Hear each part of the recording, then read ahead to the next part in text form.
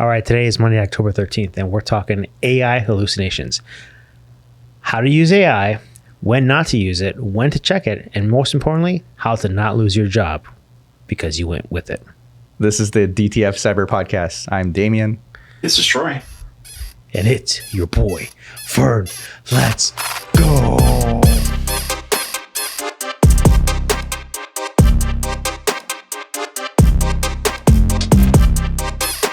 All right. You know, today is Canadian Thanksgiving. What does that even mean? It's Thanksgiving in Canada right now. Really? Yeah. Happy Thanksgiving, Canada. Happy Thanksgiving, Canadians. And Yeah. Happy Columbus Day as well here in the U.S. I don't ever go to Canada. So I don't know their holidays. In fact, I don't really leave the state of Arizona. So how am I supposed to know this? Columbus Day. So most people are off if they work at a bank. If they're in the government, they've been off for the last week or so. Yeah. not by choice. No. Schools are off? Yeah, my kids are out. Okay. I don't know. My kids are homeschooled. So every day is like... Every day they're in school or every day they're off? Depends how you look at it. Depends how strictly school is. Yeah, it's a little bit annoying because sometimes like everyone else is like today everyone's off right from school. I'm like, oh, that's right, we're off too. So I let my wife handle that, but bottom line is today we're talking about AI hallucinations. But more importantly, there was a company out there that charged a lot of money, upwards of $300,000 for a report. And in this report, hallucinations. But it wasn't like just the wrong answer or like the wrong things. It made up books. It referenced sites that weren't even real. And the smoking gun was when, I forget who the person was, but someone was looking into it and they actually recognized the author that was cited in the footnote. And the problem with that was the person that saw this knows the full portfolio of the work written by the author, supposed, right? And like, there's no way that this is even real because I know all of the books written by this person. So then that turned into, well, there's a lot more than just one or two things wrong. Yeah, they started to dig deeper and some names of the references got mixed up. They weren't even real people. And I think there were books with the wrong titles. Yeah, there's a lot in there. And fake links, I think, in there as well. Lots of fake links. But we have a lot of experience with AI doing that to us in prep for this podcast. We do? Yeah. Explain to the people. Well, I mean, we look for cyber news items. And a lot of times I'd like to try to find other articles that may match the narrative of what the initial article would, kind of lead us down a path. In the early days when we started using AI to research those, it would give us fake links. Mm-hmm. I think, I would check them. I think you would check them. We get 404s, doesn't exist.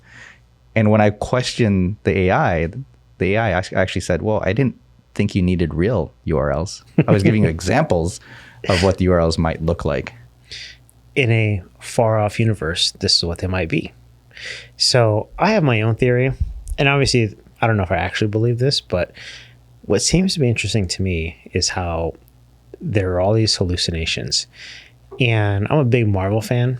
I love watching me some Marvel.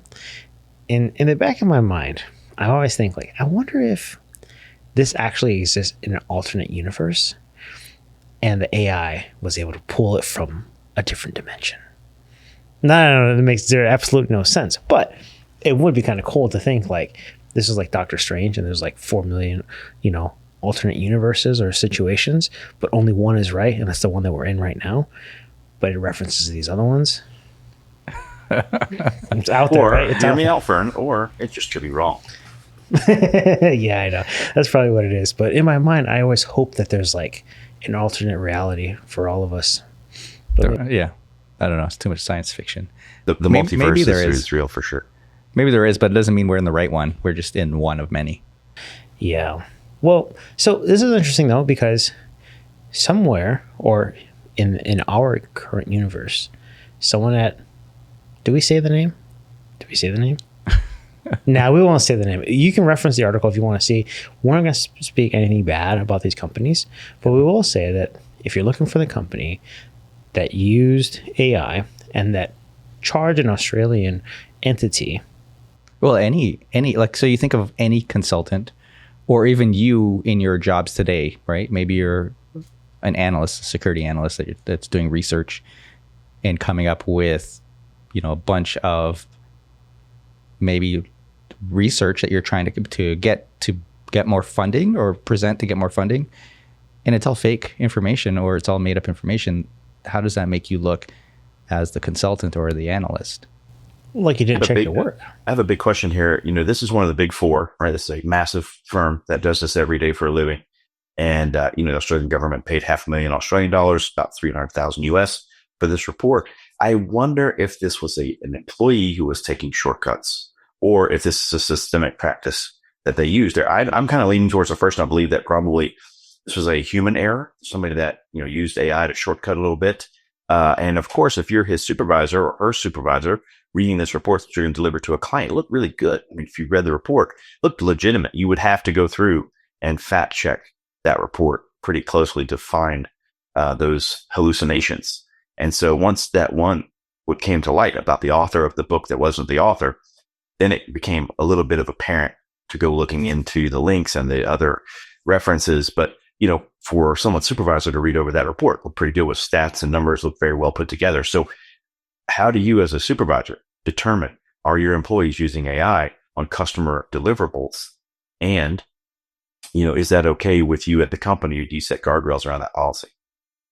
I think there's multiple failures there. I think you mentioned the failure of somebody, fact checking it or a supervisor looking at it, but an organization that large whose job is to present these or compile and present these reports, they should have multiple people checking it, not just one analyst that's getting AI generated fake links.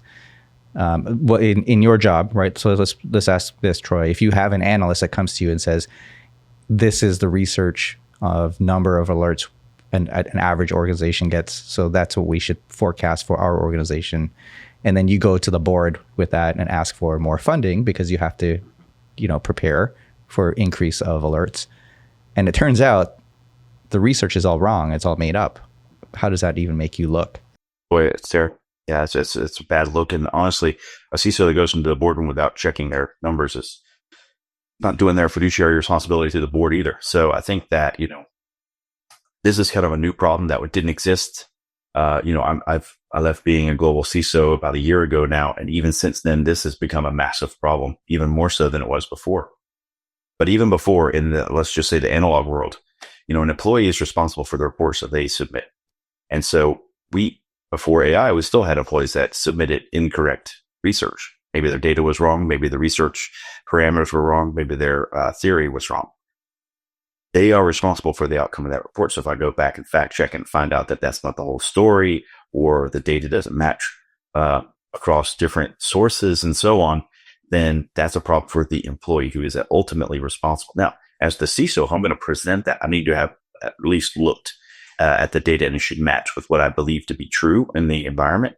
If it's completely skewed on the number of events or the time to remediation, etc., then we have a big problem that we need to fix in our data. Again, I think cybersecurity is a data problem. I think that we can solve a lot of our issues with data, but now what do we do when the data could be wrong? And do you have AI check your other AI work? It's a real terrible cycle that I believe is coming up on us. I think up until now, we've been talking about, research of maybe news items or, what's happening out in the industry. Mm-hmm. But where AI also plays a big role within cybersecurity is identifying threats, identifying risks. And what happens if an AI tool says, I got this user Fern, and Fern's a risky user because my AI says he's risky, and they start to lock down all of the access you have, so you can't do your job. And then eventually maybe you get fired because you can't do your job, all because AI predicted that you were a risky user and you shouldn't be trusted. Sounds like Minority Report, but that is interesting because is there a situation where it would hallucinate that someone is potentially a threat actor? Like, have you seen that then? Or I don't know if I wouldn't say I've seen it, but I can see there's false positives that happen within security all the time.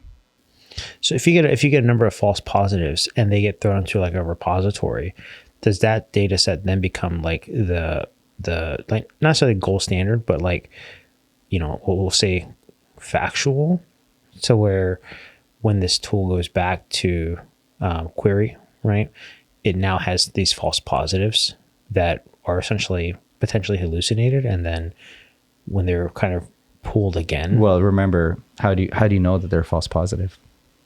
Somebody needs to check them, right? Oh, so you're not just taking what the AI says as the truth. I mean, I think over time you probably could, if you evaluated enough of them. yeah. Right. But how many of these $500,000 reports are created? You know, is it 5 or 6 a year for different entities, not for the same one? So how many times would this organization go through and check to make sure that all of their links were correct, all of the quotes were correct? Well, I think there's a bigger problem there, because you're saying go through and checking all the links and all the quotes, right? If it's giving you hallucinations, right, but it's referencing this material as being legitimate, that means that the entire the backbone of the presentation or the document is based off of false information. So not only the person did not check it, they didn't actually provide something that was I mean, I want to say validated, but then that goes back to checking it. But to me, it seems like, how does anyone provide? It reminds me of like a book report. Like back when I was in school, you had to read a book and write a book report, right?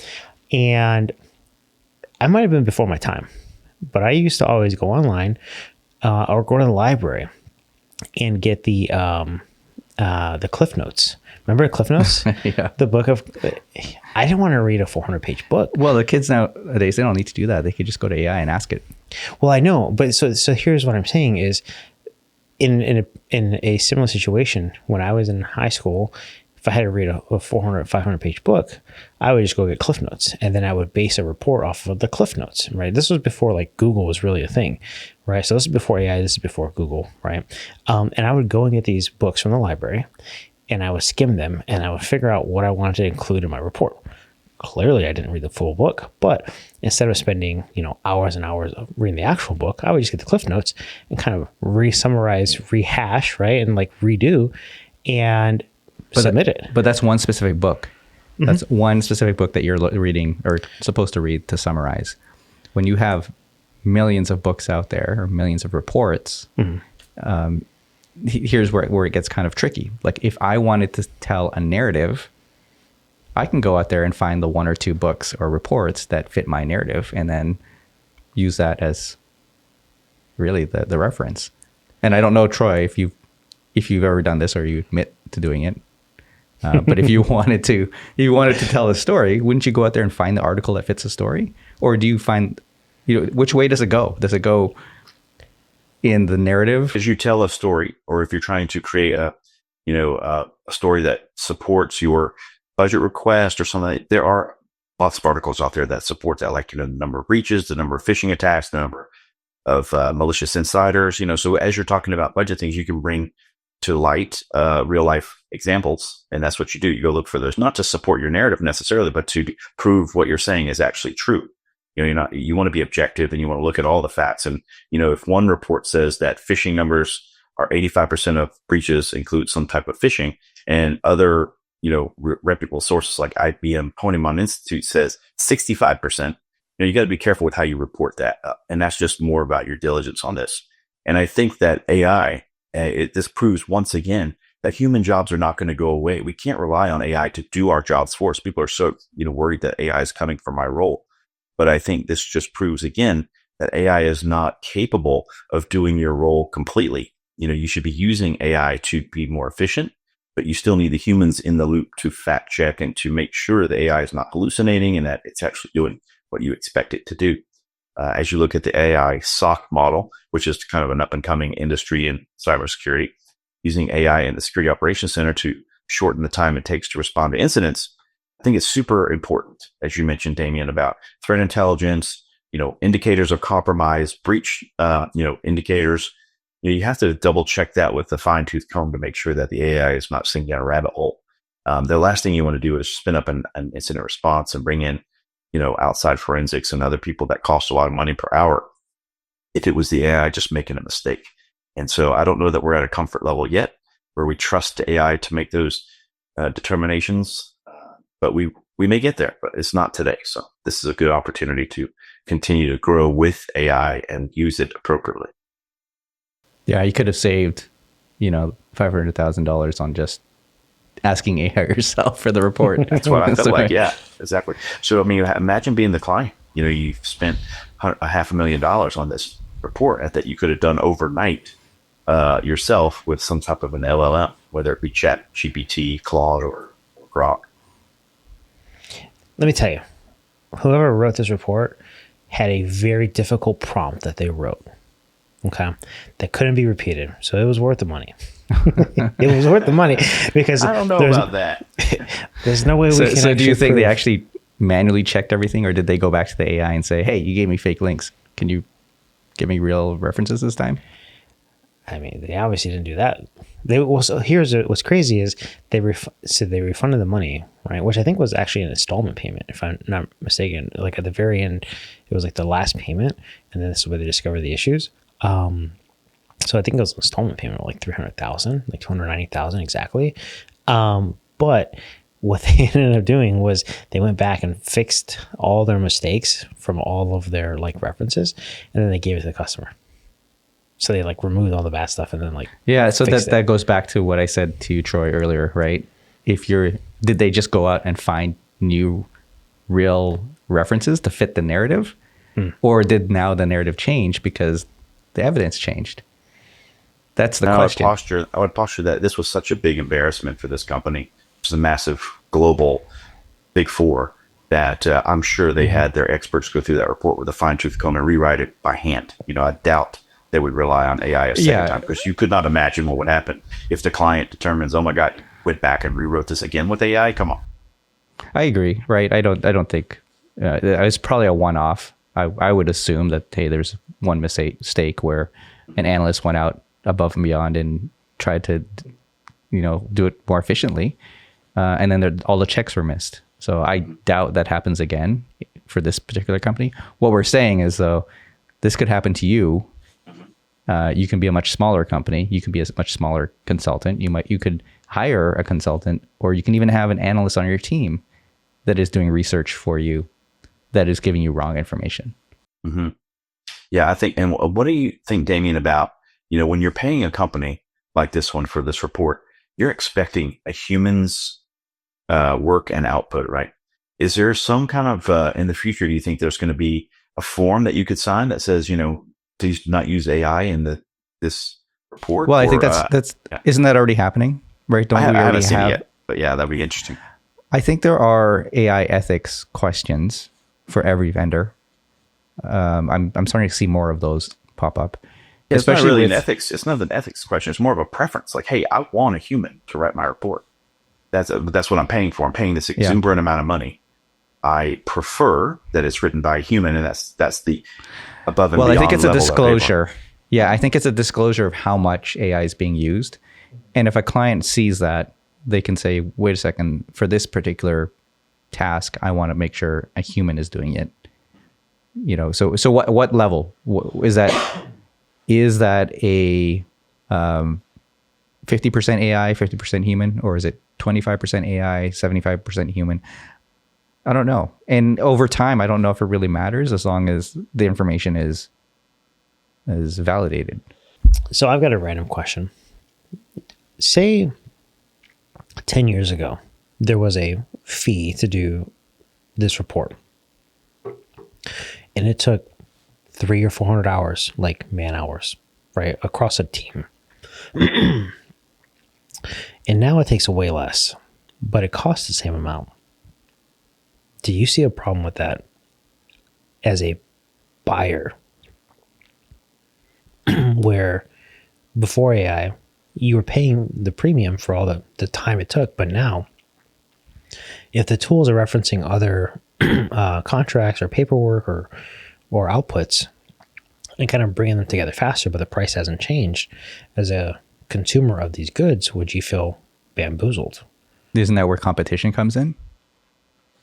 I mean, opens the door for people to come and do it, but Like if somebody else said, I can do that same thing, but cheaper, wouldn't you tend to go with the cheaper one? As long as, let's say, reputation was similar. I think you're right, though, Fern. The cost of goods sold for that report is far less than it used to be, because now you're using AI to do most of your research. And, that report's probably written, let's say, in 8 hours rather than 2 weeks. So you're saving that much money, and you're not passing the savings on for the client. You're seeing, the same rates as before, which I think will eventually crack. As Damian's point, competition will start chipping away at that. We'll see those prices drop, but I haven't seen that happen yet. Well, in the short term, right, you're probably stuck in contracts that are referencing the old model. That's the problem, right? But as those contracts start to expire and you introduce competition, then your effective costs should drop. yeah. Okay, I guess that makes sense. Because in my mind, like when you think of making a purchase, like say it's a firewall and software, the hardware has a very not distinct, but like has a very specific cost, right, of goods, right? Because of all the products that they source from, wherever they source them from, the time it takes to put them together, there is a cost of those goods, right? But when it comes to the software, and you have the R&D, or you just have the maintenance part of that, and you have these, kind of like a non-tangible cost for the actual goods, right? You kind of see that where, and there's some vendors out there right now where they essentially like commoditize the hardware, but then they keep it so that way when they sell you the software and the support, there's like no discounts on it. So they'll give you like a 90% discount on the hardware because it's one, overpriced, but two, commoditized. But then on the software and the support, they just don't discount it, right? So that's my whole thought behind what I said is, if you can't, if the cost of goods for the product, right, is tangible, like you can't really lower the price beyond a certain point because there are costs there, right? But if the cost in terms of like time that it takes to produce the output versus build a product is a lot less, then I think you should see a price decrease. But if the people that make those reports don't share them, how do competitors get in there and reference the same, like, because then that goes into the idea of IP, right? If I, as a big four, have done thousands of projects and I have these different outputs, and maybe I know that I'm going to reuse a piece here. It's almost like code. I want to reuse a code piece here, a little code piece here. Every developer has a library of code that they've written once and they just repeat and reuse, right? And that's a way for them to, be better at their job and be useful because they don't have to keep rebuilding everything, right? So if you think of it as a consulting firm where they say, hey, we've done thousands of these reports, we can pull from each of these, right? Well, I think that was their business model to begin with, right? That's why you hired these companies, because they see thousands or even hundreds of thousands of other instances where they can pull from best practices because they see it all. Whereas as an organization, as a customer, we only see, our very small view of our entity. Slice of the world. Right. And so you go out and you get these consultants that have a view of, a lot more, especially within your vertical, within your size, and it can pull together a report that says, here's the best practice for an organization in your vertical at your size, right? That's always been the business model. But I think what you're saying is, okay, can we take AI? And yes, what they should probably be doing is taking AI and referencing the things that they've already seen, which is real world stuff, right? Yeah. I maybe it's just more like a rhetorical question, but like, how do you expect a competitor to come in and lower the price when they don't have access to the same information that the big four have had, right? They can't just make it up, right? So. It's different. Sometimes you don't need to have that big view. Maybe you only need to see a regional view. So it just depends on what you're trying to do, what information you need, and where you're trying to take the business. So one of the things I get out of this article is it's a cautionary tale, right? On two sides of a coin. Number one, if you're a vendor and you are supporting clients and providing reports, be very careful about the data that you provide to them. Make sure your employees are not using AI, without you knowing it, so that you get caught in a public, disaster like this, public relations disaster, because it, obviously doesn't look good if your report is wrong and it's all fed by hallucinations from AI. You don't want that. So if you're a vendor, find that, make sure you're checking those. And also, if you're a buyer, a lot of CISOs listen to this podcast, and I'd say, be asking those questions of your vendors. How much AI is going to be used to create whatever it is that they're providing you, because that might be a telltale sign of the value you're getting as well. And also know what AI your internal team's using and what are they allowed to use, because we know that there have been data leaks through people shipping code to an unprotected AI that may reuse your code later. You don't know. Yeah, that's what as Troy was describing that, I was thinking, well, yes, the links may be bad. They may have been hallucinated, right? And they may not, some of these links in the footnotes or the whatever was quoted may have been made up, right? What about the situation where someone ships something like you said, and or say as a vendor, right, where you put customers' information into your model, and then in creating a report, it pulled that information. So not only did it pull a valid set of data, it pulled another customer's set of information, right? So then when you go back and check like the Cliff Notes and like it's legitimate because, this does exist. Like if you're lazy and you say, hey, validate this stuff as legitimate and not, we'll say made up, just to kind of make it simple. And it's like, yes, 100%, but it pulled from another customer's information. Then that's even a bigger issue, because now you're taking the information, use it to train your model, and then output that data to someone else's potential report, referencing back as legitimate because it is. So then now you have this whole issue of that your information being used. But in some cases, it might be useful. Let's think about this, like normalizing security logs, right? If I can see, and maybe I don't need to know what company it is, but if there is a system that says, and we have threat intelligence that tells us these organizations are being attacked. Yeah. And this is the method, right? I don't need to know who the organization is. I don't need to know any private employee data. I just need to know that, hey, there's an attack happening. This is the attack vector. So I can take action and be proactive. So if there is an AI system that does that, and maybe this is a question you ask among your security vendors, right? Mm-hmm. How are you using my data? Are you normalizing it for the greater good of the community? And maybe that's a good thing, or maybe you don't want that to happen. So you have to review, like Troy said, maybe you have an AI clause of how much AI is being used or how my data feeds into your AI system. Yeah, I think I've heard of that in some conversations where people opt out of it being used at all. And a good one is LinkedIn. I don't know if you guys have seen it recently, but they always seem to update the terms of service, right? And within the last few weeks, they did it again. And if you look back into it, it says that they're using your posts, like the content of your post, to train its AI to write posts. Because a lot of times on LinkedIn, you can do a rewrite my post, and it's usually trash. It is trash. I've tried it. I don't know. I've tried to rewrite it, and it totally changes what I'm trying to say. Yeah. I can't use it. It's terrible. But it's like now they kind of people automatically opt in. So you have to go back and like reverse and say, do not, right? And that's just weird because it's like, oh, it's a post, right? Like these are just my thoughts. These are what I'm thinking. And what it's doing now is taking that and saying, well, we're going to train on that and, make our tool better to rewrite someone else's post, right? Kind of. So you have to manually opt out now? Yeah. You have to go in. I have to look to see where it was, but yeah, you have to go in and do it. So Troy, let me ask you this, because you have a lot of experience on the threat intelligence side. There's obviously benefits there for sharing aggregated data across, but would there be problems with that in terms of hallucinations based off of, I guess,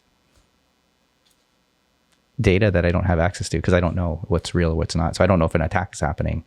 The system's just telling me that something's happening.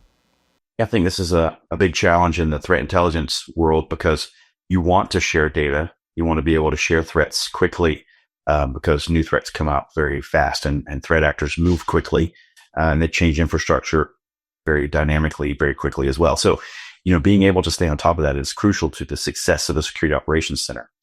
But at the same time, we see these hallucinations in the data, whether it's a URL or a link, that might have been serving malware, et cetera, or an IP address, which are some of the main themes of threat intelligence. File hashes, IP addresses, domains, URLs, and such can all be indicators of compromise or, in use by a threat actor. But what we have seen is that AI is not great at keeping those, the integrity of those pieces of information.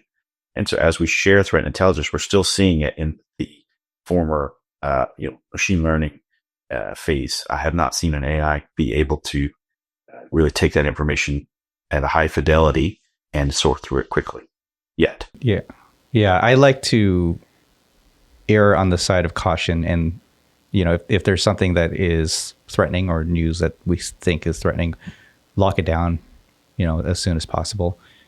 Even though there may be a business impact, I think it's safer to do that than just wait and see, and then maybe it blows up to be something much larger.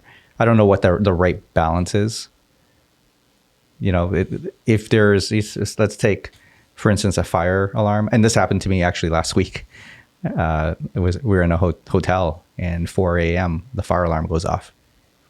And so what do? You stay in your bed at 4 a.m.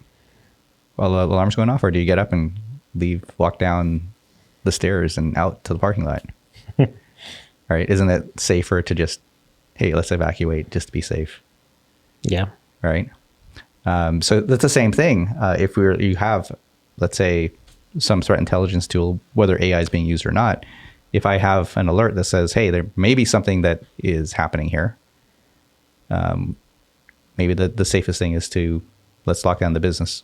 Even if you shut down for a day, it's safer than having a major incident potentially. Yeah, I think commercially available solutions have perfected the things that we're talking about here somehow, whether they're using AI to stitch it together or something like that. But what I'm saying is what I've seen in some of the labs that I've looked at with LLMs and handling of threat intelligence, what you would hope is that it could stitch together an investigative timeline and look back through all of your security data and find these disparate pieces of information that together make a story. What we have seen though is that the IP addresses, URLs, and stuff, as it tries to correlate it and put it together in the very front end of that process, it's not great at that. But what it is great at, and you've seen the AI SOC model come to the forefront now, it's really good at going and finding disparate pieces of information and putting that story together. So I think that there's tremendous use of AI on that side of putting the story together, but it's not so great at the initial gathering and providing high fidelity threat intelligence. So maybe a random question, but maybe not so random. What if we were to apply this to MCP servers with AI, right? Because isn't the whole idea with that to kind of be able to pull sources of information from multiple places, right? And make inferences, or kind of potentially make inferences based on the input that you get, and then kind of. Yeah, that's what Troy's talking about. So in the SOC space, that's exactly what's happening. Yes. And it's very successful. There's some companies out there that we all know and love that are doing fantastic at that part, Fern. But in the original gathering of that information and correlation, there's over 100 plus sources of real-time threat intelligence that provide you with lists of IP addresses, hashes, domains, URLs, and things like that. And being able to have AI go through that and find out what's high fidelity, what's not. That's where I see the challenge. I'm saying it's impossible. Just saying I see the biggest challenge there. Okay. So you're saying with the SOC specifically, right? Okay. But it just feels like more work for people in security, right? Because now it's like you have to check someone else's work. It's like before it was, here's the answer. Yeah, I mean, you would always have to still validate, right? Right, exactly. I mean, the old method was a SOC analyst would find an alert. They'd have to go out to Virus Total to see what the reputation score was. They would have to go on domain tools to find out who owned the IP address and, the reputation score of it somewhere else on scan URL, etc. Now AI is able to do all that for you very quickly. So you're getting a lot of information at your fingertips quickly and able to make a decision faster. That's where we're seeing the improvement. What I'm saying is I've seen struggle in the original gathering, correlation, and presentation of the threat intelligence. We're not saying don't trust it, right? I think the common saying is trust but verify. So you're going to trust it, but you still need to verify it. And over time, if there's a lot of stuff that's in there that is not verifiable, then you go back and you have to tune whatever it is. It could be AI, it could be machine learning, it could be a person. It doesn't really matter. You still need to go back and train the AI, the machine, or the person. Damian, I had a case a few jobs ago where we had an employee who would dismiss legitimate alerts, which threw off the algorithm, because the algorithm is looking at this going, hey, well, the SOC says this is okay 100 times, then it must not be a problem. It was a problem. And so I'm glad you said the person as well, because it's not always the AI or the ML. Those things learn based on patterns. And if a SOC analyst is just dismissing legitimate alerts to reduce their workload, or it shows that they're doing more work than they're doing, that's what this person was doing, then that's a problem. Here's a perfect example, right? We all get a lot of email, but if you click, let's say there's something that you don't want to see, but you report it spam, but it's not really spam, right? If I'm emailing you, Fern, and I'm sending you links every week, and you're like, I don't want to see this, Damian's too noisy, let me just mark them as spam. Well, what happens in the system, especially if it's a system like Gmail, or maybe from Microsoft, it's going to say, well, this guy Damian is sending spam to Fern, and he keeps labeling it spam, so it must be spam. So now when I go to email Troy, it automatically gets classified as spam, right? So that's not a system problem. The system is picked up on the fact that you have called me spam, and so it just assumes that, okay, this guy's a spammer. We're just going to classify all this mail as spam. So that does happen on the enterprise level, by the way, where people in one organization might label emails from somebody in another organization as spam, and then you get then classified as spam no matter where you're trying to email, because those spam lists are shared. Yeah, that's interesting. So, and the way around that is, so there's a lot of companies that have, the SDRs, right? So what they'll do is they'll hire like an agency, and that agency will create like a tree of subdomains to the main like protected domain, but they auto forward, right? So when you respond, it basically responds to the, we're just going to say like cyberpodcast.net, which is ours, right? But you could have like a you could have marketing.cyberpodcast.net. Yeah, or like living room, or like kitchen, whatever, cyberpodcast.net, and you send out the messages from that subdomain, and then when it gets a response, it replies back to the legitimate one. So if these subdomains get marked as spam, then those get toast, those get burnt, right? But the main one is protected, right? So I've seen that on like the sales side too, which is probably exactly why they do it, because if you have your legitimate site, like... Well, I'll tell you one of the ways that they look for it, because there's all these mass mailers out there for marketing. Typically at the bottom, they have to have an unsubscribe link. Yeah. A personal email doesn't have an unsubscribe link. And so if you just filter for anything that has unsubscribe at the bottom, that's probably going to be spam. Oh, so it has to have unsubscribe? I think for the most majority of them do. The mass mailers will have. Because I've seen emails from people that are like, we'll say like vendor sales, that say if this doesn't fit, you can unsubscribe.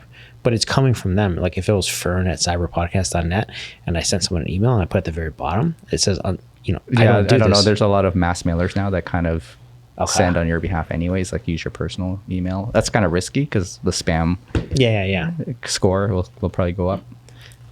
Okay. Yeah, there's regulation depending on how much mail you send that you have to include that some kind of consumer law protections for consumers with spam, but it doesn't apply for like if you're an SDR and you're sending out one by one, that's different. But if you're a mass mailer sending out thousands to people, this is just to prevent large scale spam attacks. So that means on my Gmail, I just have to set a rule for unsubscribe, and then I'll know. Well, Google's pretty good. Their spam filter is pretty good. Okay. I get a lot of emails, so I'm thinking like, this might be reduce the noise, but I get so many emails that I filter it based off of if you're on my contact list, it goes to an important box and I see it right away, and if you're not, then it goes to an other box, and I'll go through those, when I need to. Okay. Interesting. Okay. I'm learning a few things here. I'm learning a couple of tricks to clean up the email inbox. But okay, well, I guess so. If some of the largest Big Four firms aren't necessarily safe from having these issues, it's very likely that some of the smaller businesses that maybe play in the same space are going to have the same issue. What are you supposed to do if you find someone that's done it, right? And they're like a legitimate partner of yours? Well, hopefully you catch it before the media does. I think in this case, right? The media caught it. So where did those checks fail? Well, they obviously failed in the consulting firm, multiple stages. And then when the report was delivered to the customer, it failed again. So obviously somebody didn't read it or did not check it.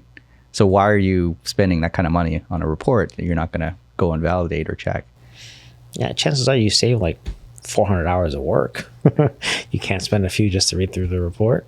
Well, you read through it, but I like to look at the references because to me, that's the real information. You can take that information and take it in and pull it into a different context a lot of the times. And so even if there's a news reporting or a report on a research, like let's say the IBM report or the Ponemon Institute report, if somebody references that, I will go to the actual report to see what the context is for those metrics.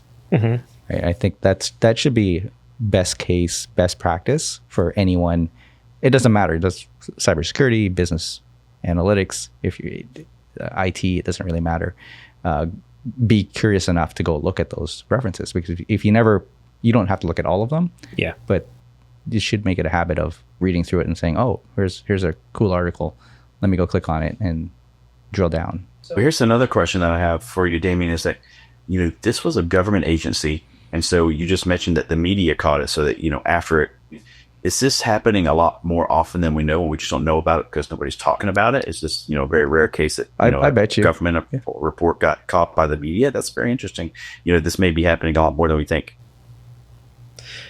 How much would it suck to have to write a check for $300,000 and know that it was just hallucinations everywhere, and then that you essentially paid that money and you get the report? But like I said, the question is, okay, the corrected report, were just the references changed? Because that goes to the references supporting the narrative versus the report should be reflecting what the research shows. And should be applied to the client's environment too. That's the whole point. Yeah, should be very specific to your environment, because these, let's back up into how these reports are created. They're not just written overnight. There's probably months and months of research and interviews that happens internally. I've been on that side of it where, a consulting firm will come in, they'll sit with everybody on the staff, they'll ask about process, they'll ask about what do you do for, let's say, logging, alerts, how do you respond to them? And then they go off and then craft that report and come back with recommendations. So it's not like an overnight thing. They have been sitting with staff members for probably months prior. Yeah.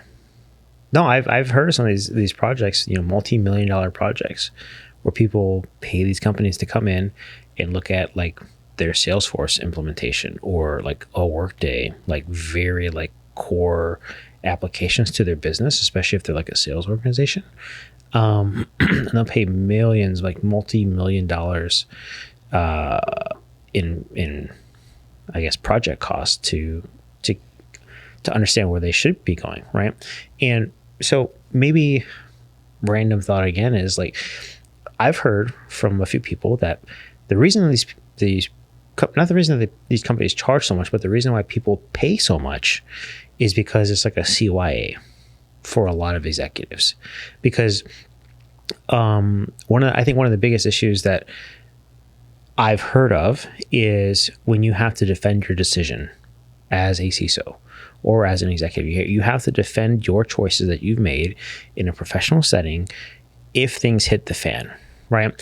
And it's almost like the choices that you make as a professional could turn into your best day or your worst day, because if you can't defend like a purchase that you made and something happened, or a hire that you made and something happened, you're essentially held accountable for that, right? So a lot of times people will happily spend millions of dollars because if something were to happen, they point at it and say, well, look, according to these experts, we did everything that we were supposed to within our power to prevent these issues.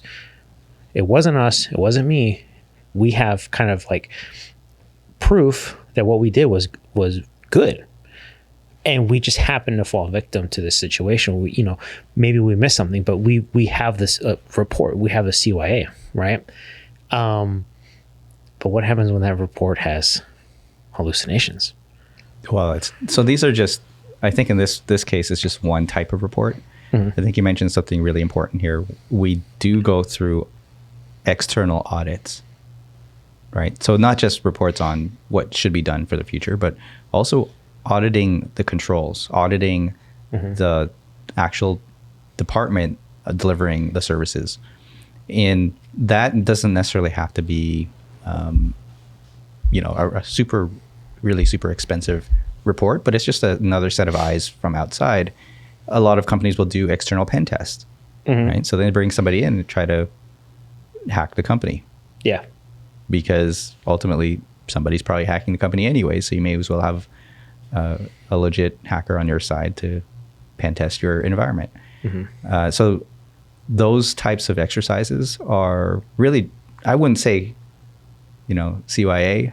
I would say more like validating what you're doing is correct, or finding gaps and risks that need to be fixed. Okay. Yeah, I've never had to defend a purchase, thankfully.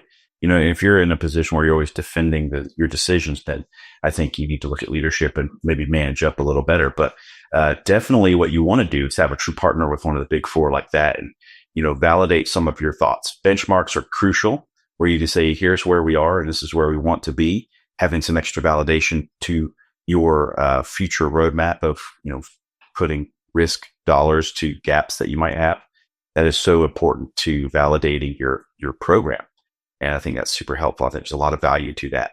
But as you mentioned, like if you're just skewing the numbers in your favor to support what you believe already, then you're not getting an objective opinion about the real status of your security program.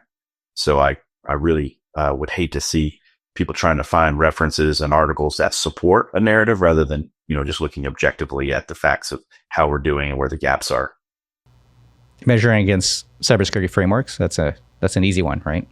Here's a point in time measurement of maturity, and this is our goal over the next 3 years to get to a higher level of maturity. And how are we getting there? I think that's typically how you would use an external validation.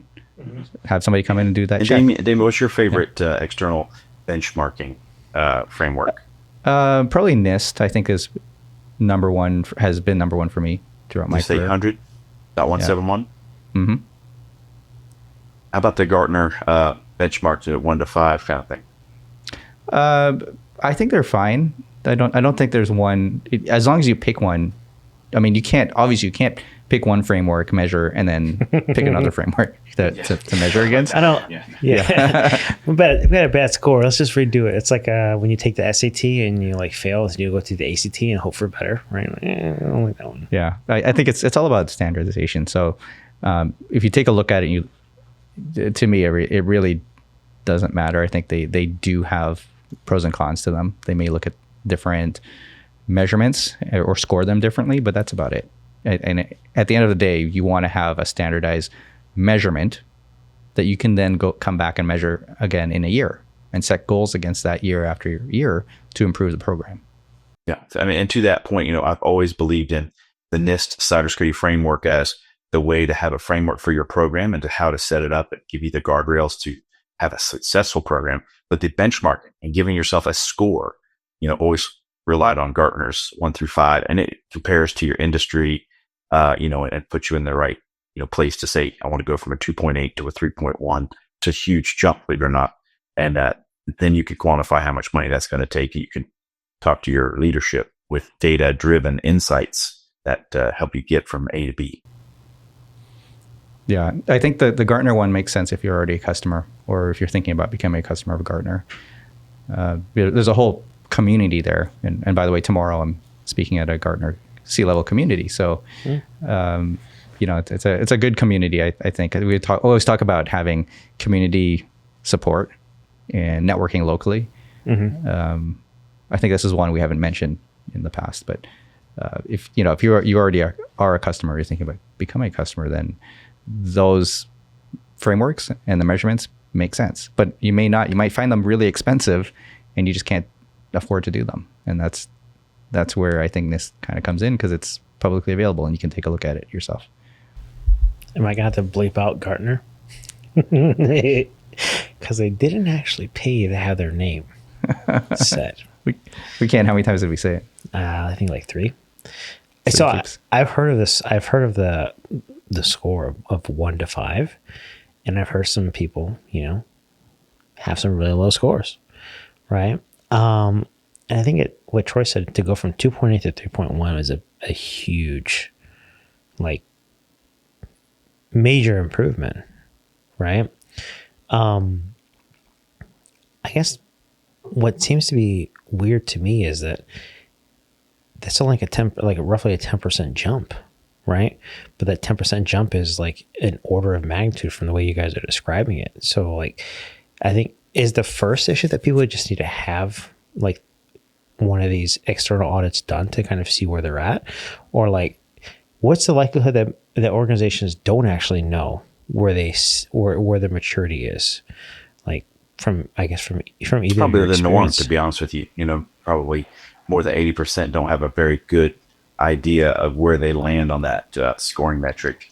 And getting a baseline, I think, is so important. Understanding where you actually are, and having an external third party actually helps you to get a true number. Because if you have the folks internally do it, they tend to answer the questions in a way that they can be subjective in answering the questions that's always in a favorable light to you a higher score. They're really hallucinating. They're not wrong, and they can explain themselves on every answer.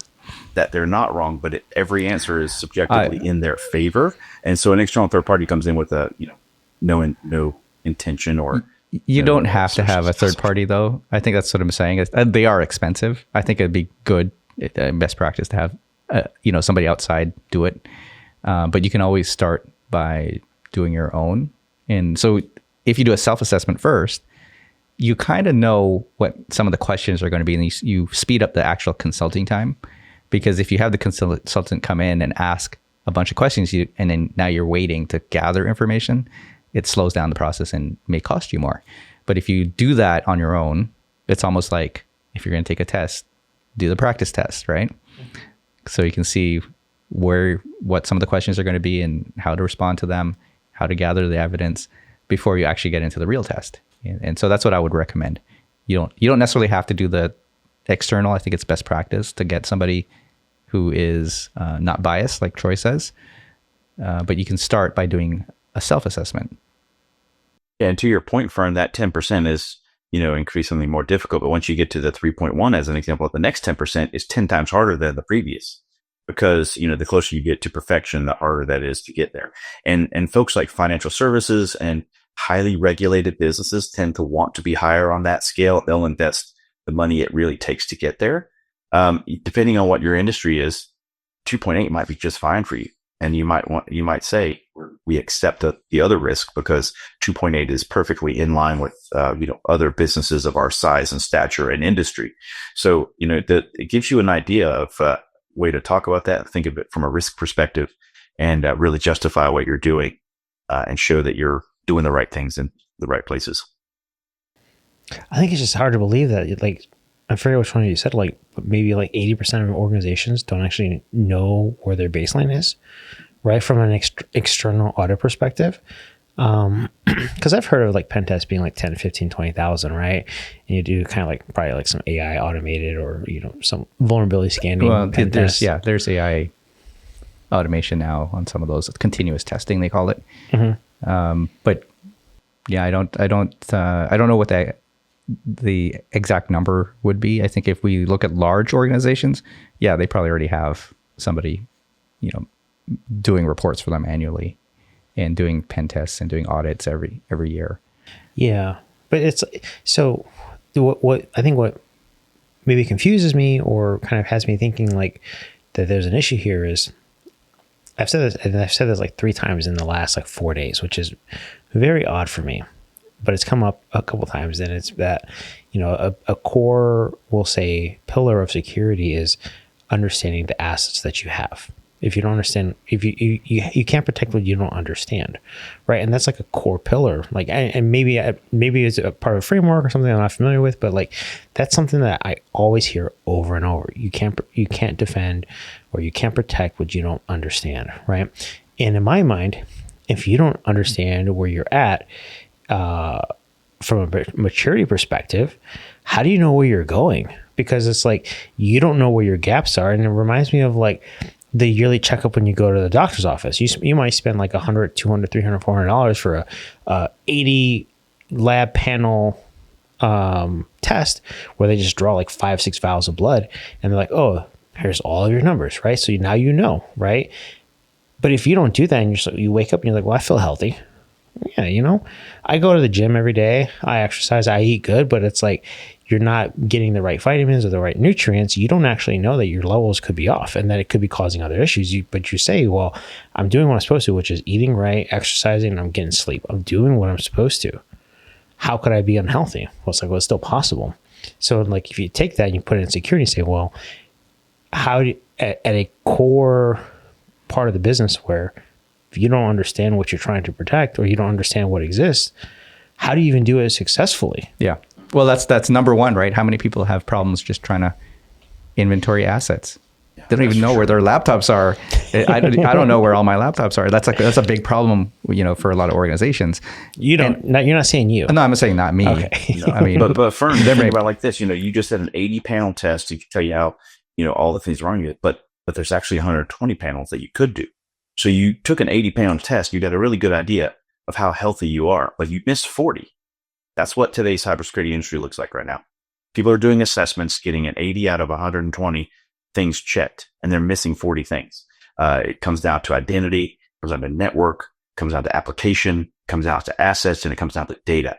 Being able to do a true benchmark of all of those things, like a clear picture, and giving yourself a maturity score, I would posture it's probably less than 20% of companies, maybe even. Yeah, that's a really good point, because what's in scope for that assessment? And maybe you only put like 10% of your network in scope for the assessment and you pass with flying colors, right? What about the rest of the network? And maybe you don't even know what's out there for the rest of the network, which is what I was trying to say. You may not know where all your assets are, and you may not know where all your, not just talking physical assets. What about data assets, right? That's also a big problem. You don't know where all your data is.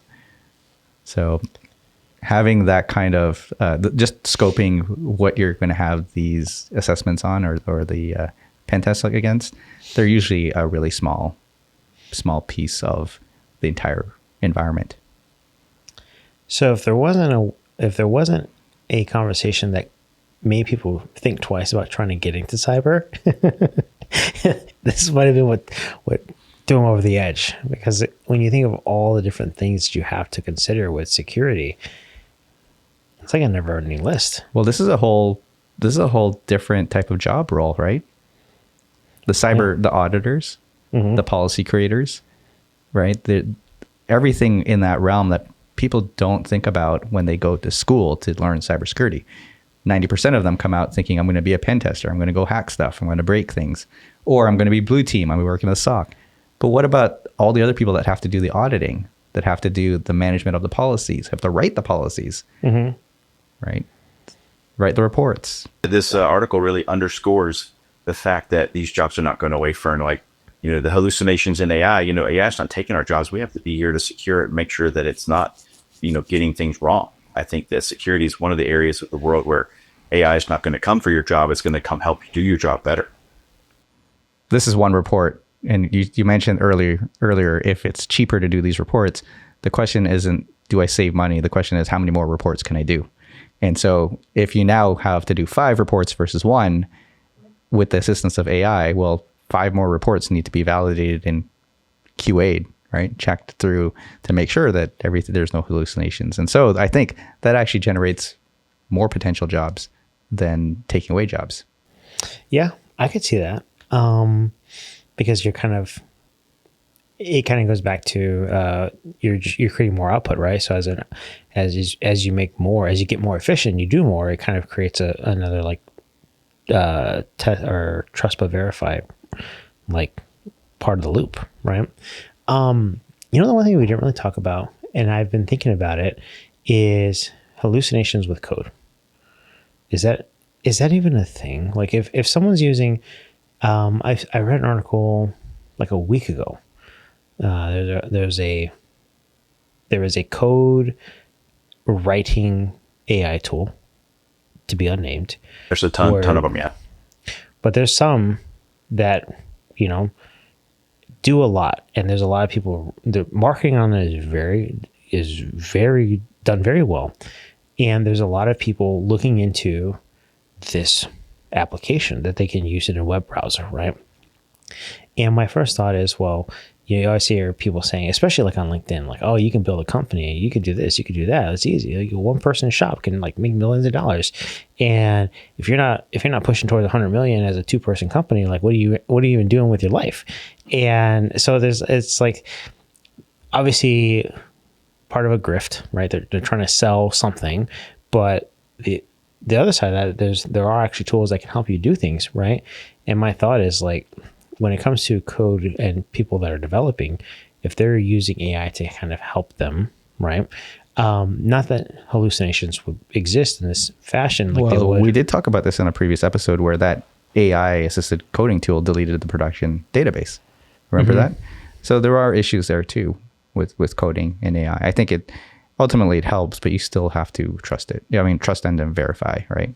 And I think it's another example of jobs not going away in cybersecurity. Now, SAST and DAST, so static testing, dynamic testing of code, shifting left becomes even more important, because what they call it now is vibe coding. You've got employees who have never coded before, vibe coding, features and things at the enterprise. So you have to have security people who are able to go in and check that code before it hits production or as soon as it hits production.